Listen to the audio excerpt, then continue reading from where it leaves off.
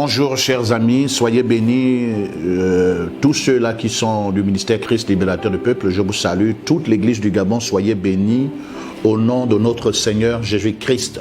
Alors nous sommes à notre réunion du mercredi et je crois que Dieu a certainement un message à nous apporter. Vous savez, à de tels moments, beaucoup de personnes semblent oublier la parole de Dieu. On nous place sur des solutions, on nous propose des solutions seulement humaines.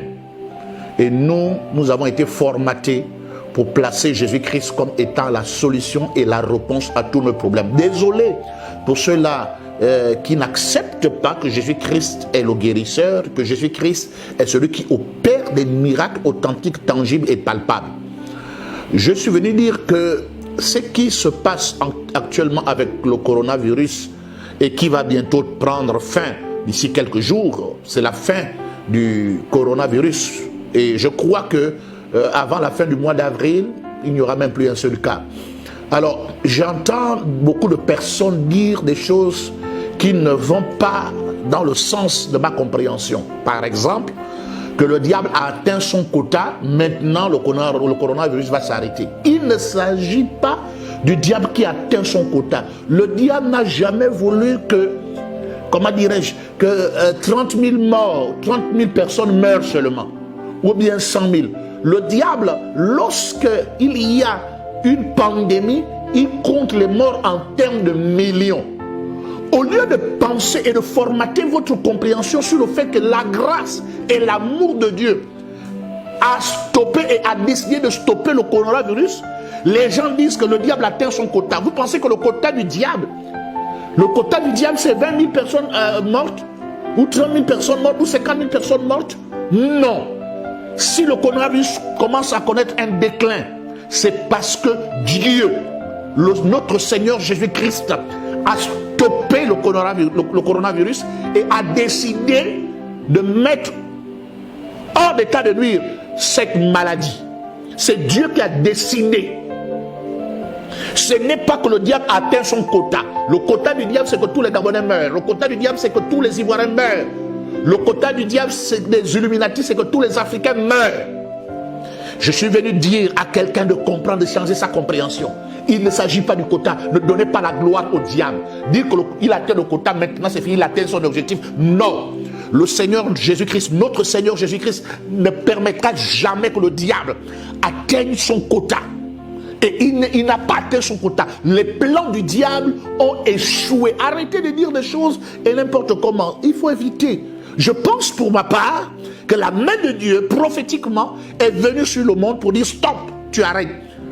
Si ce n'était que pour le diable et les 7 démons et le séjour des morts, il était question de ravager des dizaines de millions de personnes. Mais le Dieu miséricordieux, le Dieu de compassion, le Dieu d'amour, ce que les chrétiens n'aiment pas prêcher, a dit non. Parce que je rappelle aux chrétiens et à ceux qui ne sont pas chrétiens que Dieu est amour. Il est plus amour que puissant. N'allez pas mettre vos pensées dans vos prédications pour dire que Dieu va faire du mal aux gens, Dieu va faire ceci et cela. Vous pensez que... Non, c'est la manifestation de l'amour de Dieu qui a décidé d'arrêter le coronavirus, qui a décidé de trouver un remède simple, ainsi de suite. Tout est mis en place par le Seigneur Jésus-Christ à cause de son amour incommensurable pour les hommes. Alors, j'aimerais maintenant dire aux chrétiens ceci. Dans le cadre de notre réunion aujourd'hui, ce soir, ce mercredi, parce que vous savez que nous avons la réunion le mercredi, le vendredi et le dimanche. Mercredi, vendredi à partir de 18h30 et dimanche à partir de 9h30. Et nous continuons de respecter notre programme et nos émissions, n'est-ce pas, respectent le programme de notre ministère et de notre assemblée. Je suis venu dire à tous les chrétiens du Gabon et ceux même qui me suivent dans le monde, ceux qui sont en France, en Europe, le Seigneur Jésus-Christ n'a pas perdu le contrôle de ta vie. Il faut que les choses soient claires. Je ne vais pas renier la foi à cause d'une pandémie, à cause de machin. Écoutez, mais imaginons que je sois atteint et puis après je meurs après. Parce qu'un coronavirus qui tue un chrétien, c'est peine perdue. Pourquoi? Parce que la Bible dit que la mort met un gain en tant que chrétien, en tant qu'enfant de Dieu. Il est mieux pour nous de craindre la mort sans Jésus. Parce que la mort sans Jésus, c'est ce qu'il faut avoir peur. C'est-à-dire que c'est ce qui doit effrayer. Mourir avec Jésus est une gloire, est un honneur. Donc, nous pensons qu'il y a effectivement des plans du Seigneur Jésus-Christ qui sont là et nous refusons humainement la mort. Nous refusons par la foi la mort parce que nous avons encore des choses à faire avec notre Seigneur Jésus-Christ, parce que nous avons encore à prêcher, nous devons encore prêcher l'évangile, nous devons encore enseigner, laisser un message, laisser une génération connaître la gloire de Dieu et partir. Personne ne veut partir très tôt, personne ne veut partir très tard. En tout cas, chacun refuse la mort et c'est tout à fait normal. Mais si Dieu décide que je meurs avec le coronavirus, j'ai dit, au contraire, c'est le repos, dit la Bible. Il faut accepter la parole de Dieu. Mais David a dit, je ne mourrai point, je vivrai. Pour quelle raison? Parce que beaucoup de personnes aujourd'hui ont peur du coronavirus, veulent rester en vie pour des raisons qui ne sont pas des raisons divines, qui ne sont pas des raisons saintes. Par exemple, David dit, je ne mourrai point, je vivrai. Et je raconterai les œuvres de l'Éternel. Vous voyez, il dit, je ne mourrai point, je vivrai. Pourquoi? Pourquoi je dois vivre? Pour raconter les œuvres de l'Éternel. Mais toi, tu fuis le coronavirus, pourquoi? Parce que tu dois faire n'importe quoi, parce que tu dois vivre pour tes enfants, parce que tu dois vivre pour ton travail, parce que tu dois vivre pour ta nation. Pour quelle raison tu ne veux pas mourir? Pour quelle raison tu ne veux pas être atteint? Beaucoup de personnes ont une peur humaine, mais les enfants de Dieu doivent comprendre. Quand il dit je ne mourrai point, je vivrai. Ajoute, je raconterai les œuvres de l'Éternel. C'est pour raconter la gloire de Dieu. C'est pour prêcher l'évangile que je ne veux pas mourir. C'est pour enseigner au peuple que je ne vais pas mourir. C'est pour continuer à faire l'œuvre de Dieu du mieux que possible. Et ça, c'est une raison spirituelle. C'est une raison spirituelle. Et il y a une raison humaine, je suis d'accord, mais nous pouvons aller plus loin. Avoir cette raison que David a eue, je veux raconter, je ne mourrai point, je vais vivre. Je vais raconter les œuvres de l'Éternel. Celui qui vit et qui n'a pas un but divin, pour lui, son désir de vivre ne sert vraiment pas à grand chose. C'est pourquoi, mes amis, je voudrais dire aux chrétiens de ne pas avoir peur. De ne pas avoir peur de la morsure du serpent. C'est tous ceux qui se cachent, les Illuminati, les francs-maçons, ou je ne sais pas qui, les sectes pernicieuses plutôt, qui se cachent derrière cette affaire, n'auront jamais gain de cause. Il y a des choses que nous ne pouvons pas arrêter avec nos prières. Parce qu'il y a certaines prophéties qui sont déjà fixées. Le temps est fixé, elles doivent s'accomplir. Parce que nous lisons la parole de Dieu. Mais je dis, il y a des choses que nous pouvons également arrêter dans nos vies. Écoutez ce que la Bible dit. L'adversaire redoutable qui se cache derrière toutes ces choses. Matthieu chapitre 16, à partir du verset 18, je lis ce qu'il est écrit. Et moi je te dis que tu es Pierre, et sur cette pierre je bâtirai mon église. Je ne vais pas aller en profondeur sur cela.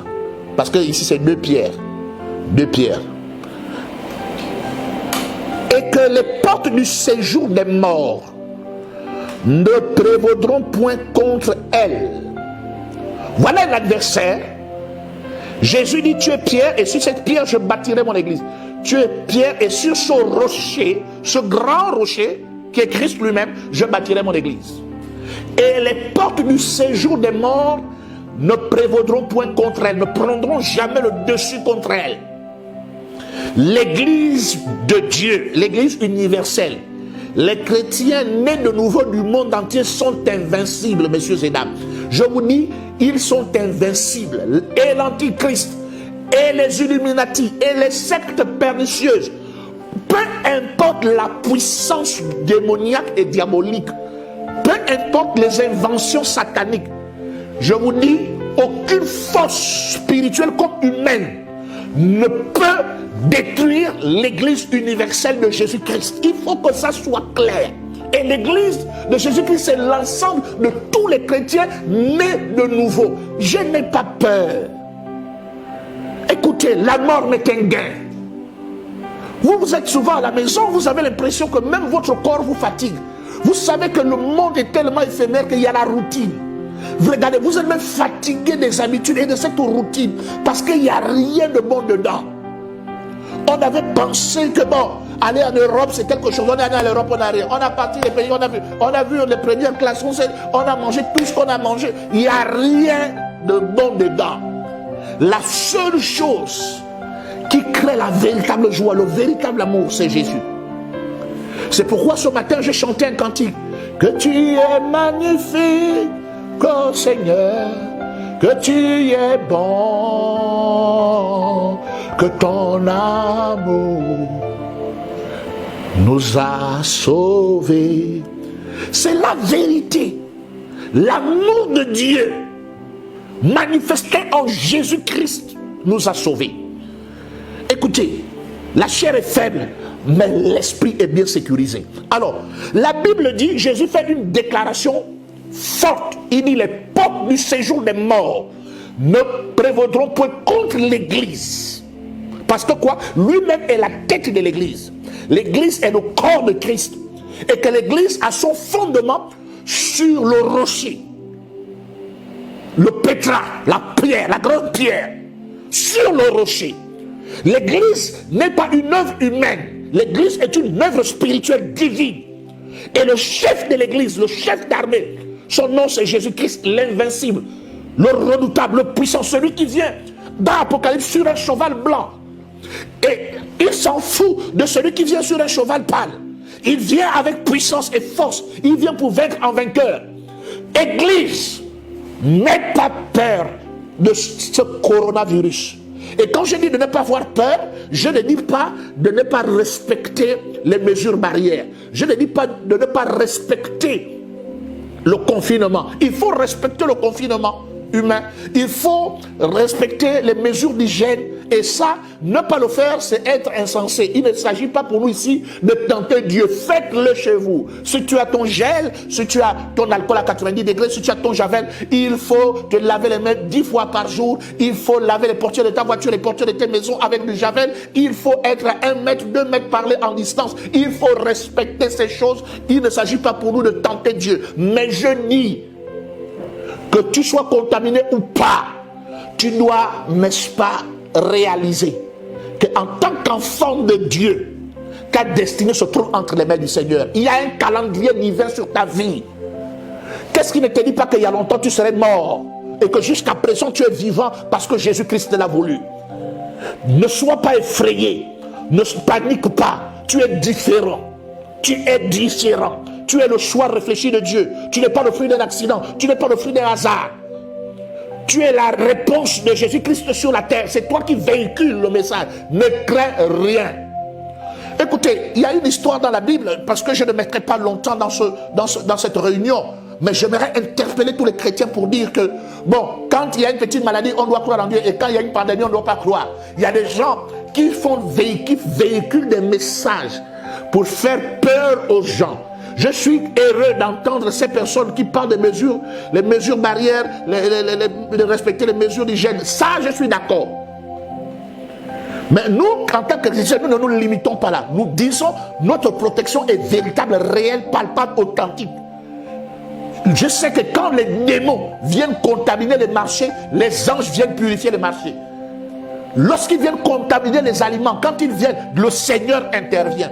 Tu penses que tu peux rester en vie jusqu'à présent si Dieu n'est pas? Au-delà de tes mesures barrières, est-ce que les Blancs ne font pas les mesures barrières? Est-ce que la France ne fait pas les mesures barrières? Est-ce qu'ils ne nettoient pas les rues? Leurs rues ne sont pas plus propres que les nôtres? Leurs maisons pas plus propres que les nôtres, vous êtes sûrs? Il s'agit de la grâce de Dieu. Et je dis, l'Afrique est sous la grâce de Dieu.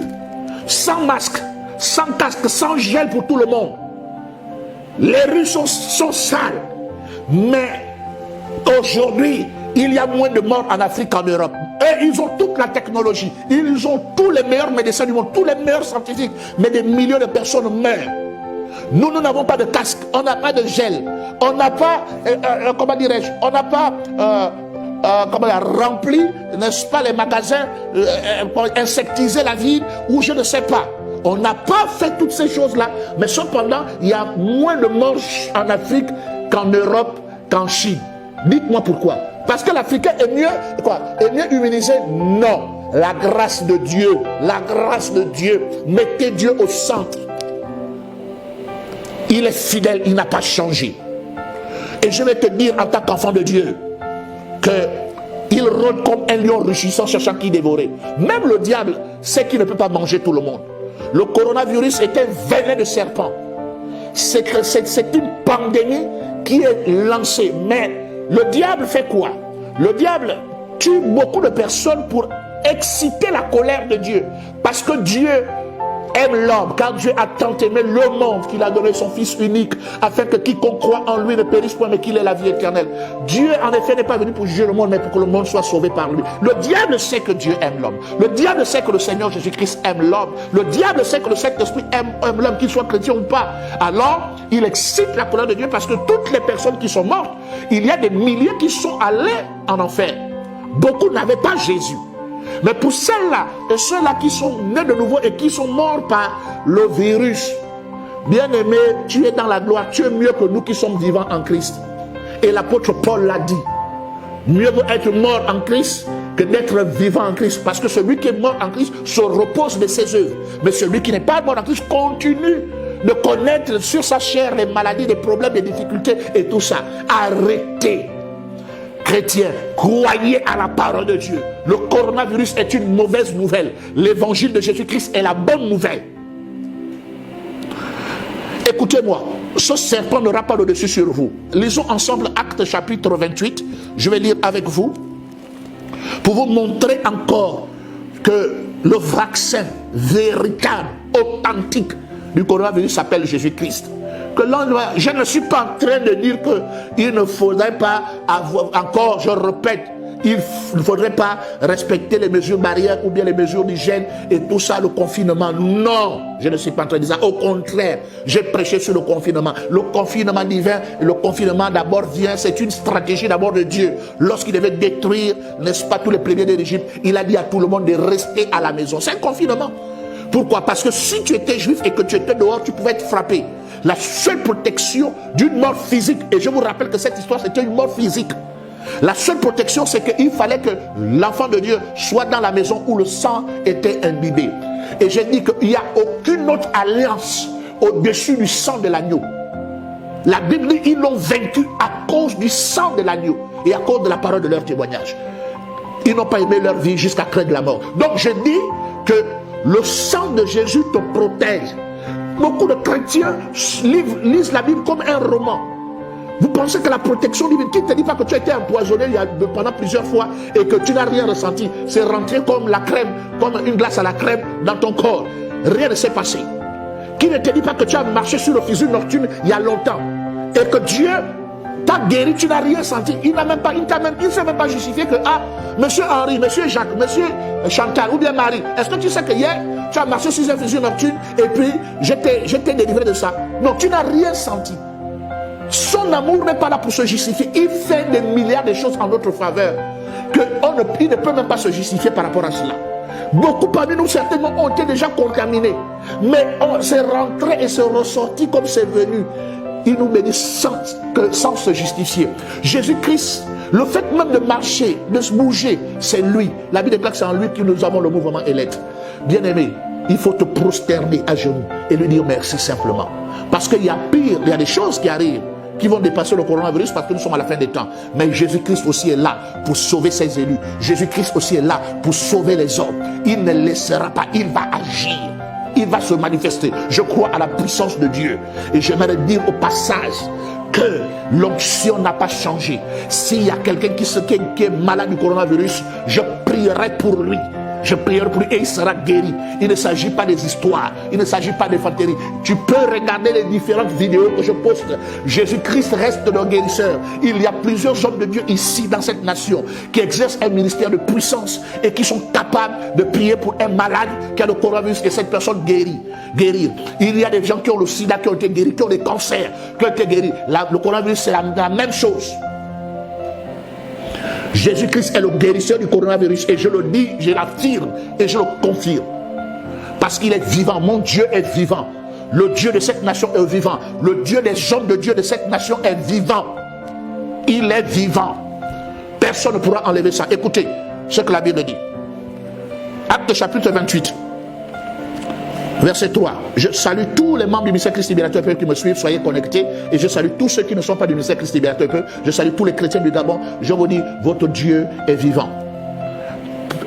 Acte chapitre 28, verset 3. Paul ayant ramassé un tas de broussailles et l'ayant mis au feu, une vipère en sortit par l'effet de la chaleur et s'attacha à sa main. Quand les barbares virent l'animal suspendu à sa main, ils se dirent l'un aux autres, assurément cet homme était meurtrier, puisque la justice n'a pas voulu le laisser vivre parce qu'il a été sauvé, après qu'il a été sauvé de la mer. Paul secoua le serpent dans le feu et ne sentit aucun mal. Ces gens s'attendaient à le voir enflé ou tomber mort subitement, mais après avoir longtemps entendu, voyant qu'il ne lui arrivait aucun mal, ils changèrent d'avis et dirent que c'était un Dieu. Oh, bien aimé dans le Seigneur, j'aime cette parole. La Bible est tellement vraie, tellement réelle. Jésus est vrai, il est réel, il est vivant. Personne ne pourra me faire changer d'avis. Jésus opère des miracles. Et je te le dis, les scientifiques même récemment ont prouvé sur le net que la prière guérit les maladies. La prière guérit. Il faut prier. Il faut prier. Même les scientifiques sont arrivés à une conclusion que la prière guérit. On ne peut plus nous tromper. Vous respectez les mesures de confinement, les mesures barrières, les mesures d'hygiène. Nous devons les respecter. Moi, j'ai toujours mon gel. J'ai toujours mon alcool à 90 degrés. C'est dans ma voiture. Tous les jours, je me frotte 10 fois par jour. Toutes les portières, les serrures des maisons. Tout, je respecte. Les carreaux de la maison, c'est avec le javel et puis l'eau pour éviter tout ça. Alors tu dois le faire. J'ai dit tu dois le faire. Mais cependant, je ne suis pas en train de dire que c'est la protection ultime. Je suis en train de faire ce que je peux faire. Mais moi, j'ai confiance en Dieu. Paul est mordu par une vipère. Vipère. Le serpent mord. Donc le venin rentre. Mais il ne panique pas. Tu es invincible en Christ. Il ne panique pas. Il est là. Mais il a une confiance, parce que Marc chapitre 16 le dit. Verset 17, voici les miracles qui accompagneront ceux qui auront cru. En mon nom, ils chasseront les démons, ils saisiront les serpents sur leurs mains. Il a pris le serpent par la main et il l'a balancé. S'ils boivent quelques breuvages mortels, il ne leur fera aucun mal. Ils imposeront les mains aux malades et les malades seront guéris. La parole de Dieu est plus réelle que nous. Elle est plus vraie que nous, c'est elle qui nous a créés. La parole de Dieu est notre mère. Et le Père est notre Père. Nous sommes nés d'une mère et d'un Père. L'Éternel des armées qui est le Père et la parole de Dieu qui est la mère. Donc, je suis venu dire à quelqu'un que, comme Paul a été mordu par le serpent et il n'a eu aucun mal, j'annonce à quelqu'un que peu importe ce que le diable fait, peu importe le coronavirus, tu n'auras aucun mal. Parce que personne n'a la preuve qu'il a été déjà atteint là et que machin. Il y a des gens qui certainement ont été touchés. Mais la grâce de Dieu, parce qu'ils mènent une vie de prière, ils connaissent le Seigneur, rien n'est arrivé, rien. Donc j'encourage tous les païens, tous ceux-là qui ont les rétrogrades, qui priaient avant, et tu ne priais, et puis tu as arrêté de prier.